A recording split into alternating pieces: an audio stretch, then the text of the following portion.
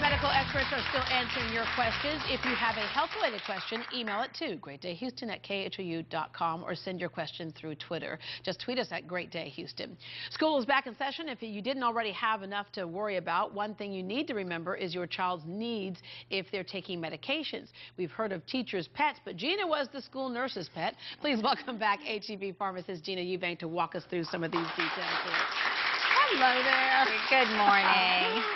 Okay, so over the summer, you were in control of your children's medications that they're taking through the day, but now you kind of have to make the handoff to the school nurse. Yes. In many cases. And you could have had conditions that developed over the summer, and so it's very important that you set up the year for your student, your teacher, and the nurse to win. You know, where it's a successful year. So you've got to start out with, making sure that your medications are in date, and, if there's an EpiPen that your child needs. Food allergies are a huge deal at school. Right. And not the EpiPen that's been sitting in the glove compartment at 115 degrees in the car for the summer. Exactly. And, making sure that there's one at home, one at school, that it's labeled properly. Also, as far as asthma, making sure that there's an inhaler. Yeah. And I hear from a lot of parents that the kids, they're really leery about going to the nurse or going to the teacher because they don't want to stand out, and with bullying going on, and so they'll wait a little longer. So it's very important to have the conversations not only with your child, the importance of recognizing and these things. Even with a child, like in cases of asthma and food allergies, of letting your new friends, because every year the class can change, know that you have this in case, sometimes the kids are the first ones who realize something's wrong if they're out in the playground or something, so that way they'll know to go get help from a teacher. The other thing is on certain other medications that kids take for ADHD or whatever, that because your kids are in school all day with the teachers, they really get a chance to see how that medication is impacting them. So to talk to the teachers and the school nurse about any changes that they might see. Definitely, and if they see any abnormalities, where their behavior, where it wears off, like at 1 o'clock in the afternoon, because with ADHD, like you're talking about, sometimes it can be like chasing air, because they're going through all these hormonal changes, the growth spurts, exactly, and so it's a very dynamic process. And so, having the nurse and the teacher both aware and communicate, and also having your contact information, your first, second, and third, and truly people that are available that can get in touch with you, that's also a safety factor. Yeah, and in terms of an emergency, you want to make that as easy as possible. Your suggestion is, have one pharmacy if at all possible. Yes.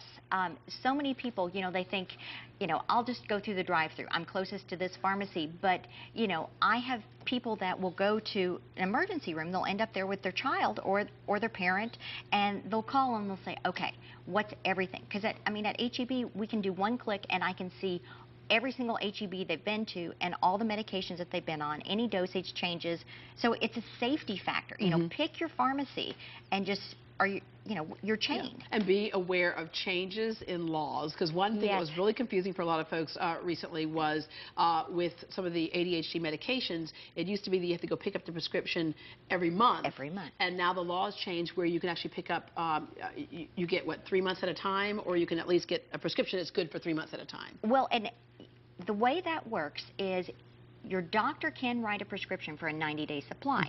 Not all doctors will if they're trying to adjust the dose. And the other limiting factor is insurance companies sometimes won't pay for 90-day supply. So what I suggest to people to do is get your doctor to write 3 separate prescriptions. And it just saves you time from going back and picking them up all the time. And it will have, all 3 will have the same original date that they were written on, but then in the middle they'll have the earliest fill date. And then the easiest thing to do, just take it to the pharmacy immediately, drop all 3 off.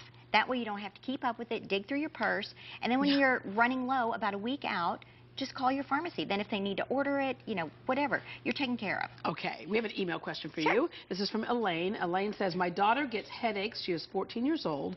Can she keep Motrin in her purse, or will she get in trouble? Okay, excellent question, because they will not allow them to have medication in their purse.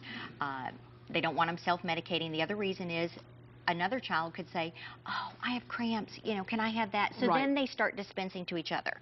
So my advice would be to speak to the school and find out exactly what the requirements of that particular school. I have some patients where they speak to their doctor. Their doctor will write a prescription. We print up a label. We put it on the over-the-counter medication. They're good to go. Some schools will allow us a note from the parent since it's over-the-counter. So you just need again, the school nurse holding on to it. Yeah, always. Yeah. School nurse always. All right. Gina, thank you very much. And a couple other things you just want to mention, that when you're going to HEB, certain things that you guys have in place to help people out. Yes, I mean, we have, one of the things that I love, we didn't bring up the diabetes. Look at this little monitor. This is great for at school. We have a mail-in rebate where you can get it for free. This is the monitor. It's that big. Wow. I mean, it is teeny tiny, Yeah. and here are your strips. So, you know, I mean, this helps with the students, you know, the young kids getting their blood glucose monitored like that. Yeah, so, yeah, they feel like they're having a reaction coming on. They'll know what to do. Exactly. All right, thank you. Thank For you. more information, you can just log on to heb.com/pharmacy, heb.com/pharmacy. Call it playing hooky or pulling a Ferris Bueller. Up next, we'll show you how to tell when your kid is too sick to really go to school or if they're just faking it. Also, how to tackle head lice. We'll break down some of the myths about how it's spread. And as we go to break, another teacher shares with us the importance of parents becoming a teacher's partner in education.